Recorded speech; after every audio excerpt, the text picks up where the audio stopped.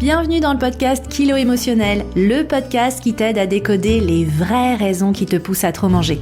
Je suis Johanna Verdi, coach de vie, auteure du guide Mon cahier Kilo Émotionnel, créatrice du programme Déjeuner en paix et moi-même ancienne mangeuse compulsive.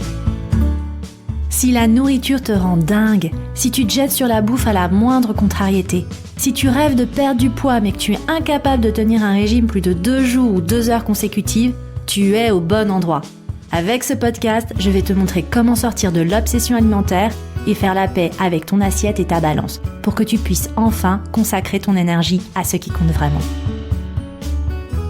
Hello, sois la bienvenue dans la deuxième partie de ce méga épisode consacré à la peur de grossir.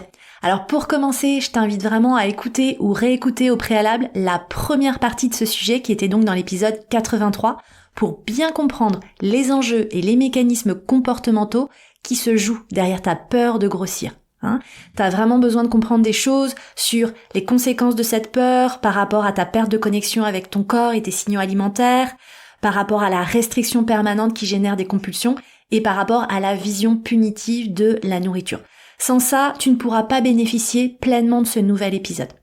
Alors, aujourd'hui, on va vraiment parler justement des solutions, parce qu'on l'a vu dans l'épisode 83, la peur de grossir, elle te vole bien plus qu'un peu de ton énergie et elle te vole bien plus que finalement ta santé physique et mentale.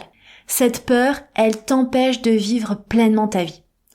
Alors moi, j'ai une bonne idée. Et si aujourd'hui, on décidait de ne plus laisser cette peur de grossir diriger notre vie? Et si on commençait ce chemin de la liberté ensemble? Et si t'as envie, si t'es partante, moi je suis là pour te guider et t'accompagner. Dans l'épisode d'aujourd'hui, je vais t'expliquer les 4 aspects sur lesquels tu dois travailler pour espérer te libérer de la peur de grossir et retrouver la sérénité alimentaire. Et pour t'offrir un support papier pour vraiment travailler en profondeur, poser les choses sur le papier, prendre le temps de réfléchir et de les laisser infuser, je t'ai créé un workbook. Tu vas pouvoir le télécharger sur mon site johannaverdi.com/workbook84, comme le numéro de l'épisode d'aujourd'hui. Évidemment, je te remettrai ce lien direct dans la légende de l'épisode. Petit disclaimer au préalable, parce que j'adresse un sujet qui est important, mais on peut me challenger. Il y a peut-être une partie de toi qui dit « Ouais, mais moi j'ai le droit de vouloir mincir, j'ai le droit de vouloir être mince. » Et j'ai envie de te dire « Oui, t'as le droit. » Mais moi, je veux que tu penses ça et que tu fasses ça pour les bonnes raisons. Parce que t'es une personne géniale, qui le mérite. Et pas pour les mauvaises. Parce que t'es une fille nulle, imparfaite, qui doit changer quelque chose qui ne va pas chez elle. Et ça fait toute la différence.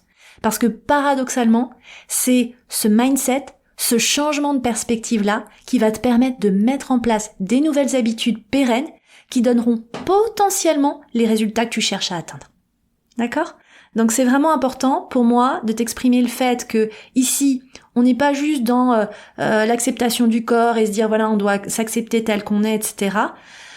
On doit vraiment challenger aujourd'hui les raisons pour lesquelles on a envie de faire les choses. Et c'est ce qu'on va faire aussi dans l'épisode du jour. Alors pour commencer, le premier pilier sur lequel on va travailler ensemble, c'est les racines de cette peur de grossir. On a besoin vraiment de déconstruire et de décoder d'où ça vient et depuis combien de temps on porte ce trauma, et j'ai envie de l'appeler trauma, j'allais mettre des guillemets, mais c'est un vrai trauma avec nous. Encore une fois, que t'aies vécu des choses lourdes ou pas forcément. Et j'ai plusieurs questions à te proposer.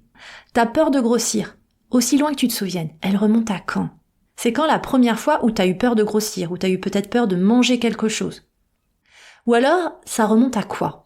Quel événement? Quels sont peut-être les événements que t'as vécus, ou les mots que t'as entendus et dont tu te souviens encore? Les mots, ils ont une puissance terrible, et on continue de les porter avec nous plusieurs années, pour ne pas dire plusieurs décennies après. Quels sont les mots que tu transportes avec toi et les mots que tu continues d'associer aujourd'hui? Et puis, qui a prononcé ces mots à l'époque? Est-ce que c'était des personnes qui étaient bien dans leur peau et bien dans leur vie?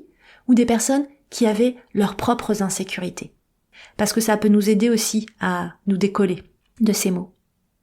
Et puis quand tu penses à tout ça, parce que souvent c'est des mots lourds, c'est vraiment des croyances toxiques qui nous pèsent, réfléchis-y, à quoi est-ce que tu renonces aujourd'hui pour soit rester mince, soit maintenir ton poids, soit ne pas prendre du poids? Quelle place ça prend dans ta tête et dans ta vie? Quel pourcentage de bande passante ça prend au quotidien, du matin au soir? Et puis enfin, c'est quoi le risque d'avoir peur de grossir jusqu'à la fin de ta vie? Est-ce que le risque, c'est qu'à 70 ans, t'auras toujours peur de manger un cookies ou un bout de pain? Tu vois? C'est fou quand même quand on y pense. Ensuite, le deuxième pilier sur lequel je voudrais qu'on travaille ensemble, c'est de se rendre compte que la vision mince égale belle conduit à une vie étriquée. Et je voudrais ensemble qu'on se challenge pour peut-être remettre en cause cette vision qui aujourd'hui nous fait plus de mal que de bien. Et pour ce faire, je t'invite juste à penser à tes collègues ou amis femmes. Est-ce que c'est leur taille de guêpe qui te fait les aimer aujourd'hui? Est-ce que tu aimes moins ta mère ou ta sœur si elles prennent une taille de pantalon? Et est-ce que c'est vraiment vrai de vrai que seules les femmes minces sont belles et que les plus rondes sont laides? Est-ce que t'en es sûr à 100%? Est-ce que t'as pas de contre-exemple? Mais tu vois, finalement, la question sous-jacente qui arrive très très vite sur ce sujet, c'est de se poser la question, qu'est-ce qui me fait vraiment peur? Est-ce que ce qui me fait vraiment peur, c'est vraiment le fait de grossir et de prendre du poids? Ou est-ce que ce qui me fait vraiment peur, c'est le regard que les autres vont poser sur moi? Ou alors est-ce que c'est ce que je projette que les autres penseraient de moi? Et tu vas voir, dans le workbook, je te propose un exercice très très sympa, on appelle ça le mind map, pour justement t'aider à bien identifier les associations que tu fais aujourd'hui avec le fait d'être mince et le fait de prendre du poids. Pour rappel, ton workbook, tu peux le télécharger directement sur mon site johannaverdi.com/workbook84, comme le numéro de l'épisode que tu es actuellement en train d'écouter. En tout cas, si tu t'intéresses un peu au féminisme, tu as peut-être déjà entendu le fait que finalement, garder les femmes obsédées par la quête de la minceur, ce serait aussi un outil du patriarcat pour justement garder les femmes sous contrôle. Ben ouais, finalement, la quête de la minceur, ça nous garde soumises et étriquées. Alors, je sais pas si c'est intentionnel ou pas, mais j'avoue, dans ma perception à moi, oui, c'est le cas. Oui, aujourd'hui, quand tu es obsédé par la minceur, quand tu es obsédé par la peur de prendre du poids, ta vie elle est étriquée et ça t'empêche de mener à bien tes projets. Et moi je m'en rends compte à titre personnel. Depuis 7 ans maintenant que je me suis vraiment libérée. Alors j'ai pas envie de dire complètement parce que je pense que ça restera toujours mon signal d'alarme que quelque chose ne va pas et je l'assume complètement, mais aujourd'hui j'en ai fait quelque chose qui sert mes intérêts. Mais en tout cas, depuis que je me suis libérée de cette relation toxique avec la nourriture, ma vie n'a jamais été aussi simple et je n'ai jamais accompli autant de choses dans cette période que dans les presque 2 décennies qui ont précédé. Depuis, j'ai retrouvé un mec, on a fait un enfant qui a 6 ans, j'ai quitté Paris, j'ai écrit 2 livres, j'ai lancé un podcast et j'ai créé un business qui me fait vivre de quelque chose qui me passionne. Et tout ça, je l'ai fait quasiment toute seule, pour l'instant. Jamais je n'aurais pensé en être capable avant. Parce qu'avant, j'avais 80% de mon cerveau, de la bande passante de mon cerveau, qui était obnubilée par mon tour de taille, le contenu de mon assiette, ce que j'allais manger au repas suivant, ce que j'avais mangé la veille, etc., etc. Enfin, tu connais ce bruit permanent. Mais pour avoir ces prises de conscience-là, on a aussi besoin d'être honnête avec soi-même. Parce que, parfois, rester englué là-dedans, c'est volontaire. Ça nous arrange d'être limité. Ça nous donne une bonne excuse pour ne pas suivre nos rêves. Tout est suspendu au fameux « quand j'aurai perdu du poids ». Quand j'aurai perdu du poids, je pourrai refaire ma garde-robe. Quand j'aurai perdu du poids, je pourrai lancer le business dont je rêve. Quand j'aurai perdu du poids, je pourrai me lancer dans ce grand voyage. Quand j'aurai perdu du poids, quand j'aurai perdu du poids. En réalité, ça, ce n'est que l'expression des kilos de protection. J'y ai consacré tout l'épisode 6 et il y a également un mini atelier ciblé qui est disponible à la demande quand tu le souhaites. 24 heures sur 24, 7 jours sur 7. Ça peut vraiment t'aider à identifier des blocages inconscients et cette partie de toi, en fait, qui a pas envie de changer. Donc, on a besoin vraiment de toucher, de passer du temps avec cette partie de nous qui a peur de changer pour se rendre compte que finalement, cette peur de grossir, ça peut devenir une protection dont finalement on n'a pas forcément envie de se libérer. Tu vois, c'est vraiment très très très complexe tout ça, vraiment un millefeuille de choses qui se superposent. Donc c'est pour ça qu'à ce stade, je plante différentes graines pour que tu puisses regarder au bon endroit. Ensuite, le 3e pilier sur lequel on doit travailler, c'est recommencer à se faire confiance sur le sujet des sensations alimentaires. Et pour ça, il faut qu'on enlève les étiquettes qu'on met sur les aliments. Il faut que tu commences à manger ce qui te fait envie. Tu ne fais rien de mal en mangeant et tu ne vas pas prendre 10 kilos en mangeant 3 biscuits. Parce que quand tu sais que tu peux avoir un aliment aujourd'hui, demain et tous les autres jours, mais tu commences enfin à manger sans culpabilité et avec tout tes sens. Et t'es vraiment avec la bouffe. Et tu te rends compte que finalement, ces biscuits, en fait, au bout de 2, t'en as plus envie parce que c'est beaucoup trop sucré et beaucoup trop écœurant. Tu vois ? Moi, aujourd'hui, je suis capable de manger une petite portion de camembert, une demi-pizza ou un bout de pain sans finir la baguette. C'était pas forcément possible avant. Mais aujourd'hui, je fais confiance à mon corps et chaque jour, je me rends compte à quel point c'est la plus parfaite des machines. Mon corps veut que je sois bien et que je sois en bonne santé. Et d'ailleurs, toutes les participantes de mon programme Mission 30 jours Sensation alimentaire se rendent compte aussi de ça, à quel point ça peut être simple et agréable de manger tous les aliments qu'on veut, en juste quantité, sans excès, et ça, elles s'en rendent compte dès les premiers jours. D'ailleurs, si tu veux nous rejoindre, tu peux le faire à tout moment, ce sera avec grand plaisir que je t'accueillerai. Mais du coup, déjà, je voudrais te proposer justement un exercice que je propose dans le cadre du programme Mission Sensation alimentaire. Ça va être un exercice de substitution. Pour pouvoir le faire, tu vas commencer par faire la liste des aliments grossissants, te poser la question, est-ce que c'est sur eux que je craque ? Bon, en général, la réponse est oui. Et ensuite, je te propose tout simplement de remplacer ton dessert habituel, puisque tu as peut-être l'habitude de prendre un fruit ou un yaourt tous les deux, par cet aliment-là, cet aliment que tu t'interdis. Et je t'invite à le déguster avec tous tes sens, sans jugement, plusieurs jours de suite. Donc si par exemple ton aliment interdit c'est le chocolat, tu vas remplacer ton yaourt et ton fruit par 2-3 carrés de chocolat et tu vas les savourer avec tous tes sens et tu vas voir ce qui se passe. L'objectif c'est vraiment de faire sauter la culpabilité inutile, de se rendre compte qu'on n'est pas une bête féroce qui ne sait pas se contrôler, mais qu'au contraire on a déjà toutes les ressources, les outils, les compétences en nous pour être capable de manger les justes quantités avec plaisir et sans excès. Et oui, même s'il s'agit de nos aliments entre guillemets interdits comme le chocolat, les chips, le pain ou le fromage. Et vraiment ça, c'est tout l'enjeu du programme Mission Sensation alimentaire. J'en suis très très fière. Si tu as envie de nous rejoindre, vraiment, n'hésite pas, je pense que tu ne le regretteras pas. Ensuite, le 4e pilier sur lequel il faut travailler, c'est, qu'on le veuille ou non, accepter que les corps changent. Parce que la peur de grossir, elle est souvent liée à une peur plus profonde. Bah oui, la peur de vieillir, la peur de plus correspondre à une norme esthétique, la peur de plus être admirée, de plus être aimée, de plus être séduisante. La réalité, c'est que ton corps, c'est pas une photo figée dans le temps. Ton corps, il est vivant, il est en mouvement et il évolue avec ton âge, tes expériences, ta santé. Et je te rappelle que ton corps, c'est le seul véhicule que tu auras jamais sur le chemin de la vie. Tu peux pas en changer. Alors, bien sûr, tu peux avoir une alimentation saine et faire du sport pour sculpter ton corps. Mais que tu le veuilles ou non, ton corps va vieillir. L'aspect de ta peau va changer. La couleur de tes cheveux va changer. Ton tour de taille change. J'ai consacré l'épisode 27 à la ménopause. À la ménopause, typiquement, la répartition de la masse grasse autour de la taille n'est plus la même.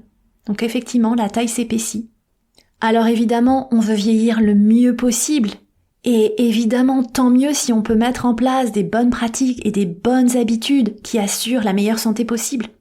Mais quand on parle de santé et de meilleure santé possible, je veux qu'on pense autant à la santé physique qu'à la santé mentale. Et ça revient finalement au pilier numéro 1 que je veux vraiment que tu travailles et sur lequel je pense que tu as besoin d'avoir des grosses prises de conscience. Tant que tu ne changes pas ta vision et ta façon de penser à tout ça, mais en fait, rien ne changera. Ça ne marche pas aujourd'hui. Aujourd'hui, essayer d'être raisonnable, essayer de résister, essayer de te contrôler, ça ne marche pas. Soit t'es pas forcément aussi mince que tu veux, soit tu prends du poids, soit en tout cas, dans tous les cas, t'y penses H24 et à 70 ans, t'auras peur de manger un cookie. Donc c'est super important d'avoir vraiment une vision globale et de faire la différence entre notre désir de perdre du poids avec notre souhait de remonter le temps. C'est comme après un bébé, souvent on parle de retrouver le corps d'avant, le corps d'avant. Ça va avec la vie d'avant, est-ce qu'on peut vraiment retrouver la vie d'avant ? Ça c'est un vaste sujet et je ferai un épisode 100% dédié à ça. Donc tu vois, je te disais, qu'on le veuille ou non, les changements corporels comme du poids en plus, des cicatrices ou des vergetures, ce ne sont pas des échecs, mais tous les témoignages d'une vie vécue. Vieillir, c'est aussi gagner en sagesse, en profondeur, en authenticité, en maturité. Alors moi, justement, en termes d'exercice de coaching, je voudrais que tu réfléchisses à ce qu'on appelle l'épitaphe. L'épitaphe, en fait, tu sais, c'est la petite phrase qu'on écrirait sur ta tombe. Imagine que ça y est, t'arrives à la fin de ta vie. Qu'est-ce que tu voudrais que les gens disent de toi le jour de tes funérailles ? Quelle est l'image que tu veux laisser derrière toi ? Et pense-y, on se comporte parfois comme si on était immortel, mais c'est faux. La vie est courte, il y a un moment où on sera plus sur cette terre. Et du coup, dans le temps précieux qui t'est donné, qu'est-ce que tu souhaites faire ? Qu'est-ce que tu souhaites accomplir ? Qu'est-ce que tu souhaites expérimenter ? Et imagine de quoi tu es capable en libérant toute cette bande passante que tu consacres aujourd'hui à la nourriture, le calcul de tes calories et l'énergie que tu passes derrière à te critiquer et à te dénigrer. Donc voilà, je t'invite vraiment à passer du temps sur ton workbook. Je te rappelle encore une fois, l'adresse est johannaverdi.com/workbook84 comme le numéro de l'épisode. Parce que la peur de grossir, elle te vole vraiment un morceau de ta vie. Elle t'empêche de profiter vraiment de tout ce que t'as, de ces moments précieux, de tes proches, des moments de qualité. Donc ne la laisse plus diriger ta vie. Ton corps, c'est un allié, pas un ennemi. La société a conditionné nos esprits à associer la minceur à la beauté et au succès, mais tu peux aussi réécrire cette histoire. Et ça commence par l'observation de tes propres comportements et croyances. Ton corps mérite que tu le respectes. Et évidemment, pense à célébrer chaque petite victoire en chemin, sans attendre un résultat final. Donc je t'invite, si tu l'as pas déjà fait, à télécharger ton workbook pour commencer avec moi dès aujourd'hui. Tu télécharges ton workbook, tu t'installes dans un endroit calme et confortable où tu ne seras pas dérangé et tu fais ce travail, tu vas voir, qui va être extrêmement libérateur. J'espère que tu as aimé cet épisode autant que moi, j'ai adoré te développer cette nouvelle ressource. N'hésite pas à venir partager tes prises de conscience et tes progrès directement sur mon mail, contact@johannaverdi.com ou sur les réseaux sociaux, notamment sur Instagram. Je serais vraiment très heureuse de pouvoir assister à ton évolution. Et tu peux continuer de soutenir évidemment le podcast avec des étoiles, des cœurs, des likes sur ta plateforme préférée pour lui permettre d'avoir une belle visibilité et de le mettre en face des oreilles de celles et ceux qui en ont le plus besoin. Et moi, je te retrouve la semaine prochaine avec un nouvel épisode consacré au poids du secret. Secret de famille, expérience jamais avouée, blessure enfouie. On verra comment les secrets et les non-dits pèsent autant sur notre âme que sur notre balance. Je te remercie pour ta présence et je te donne rendez-vous au prochain épisode.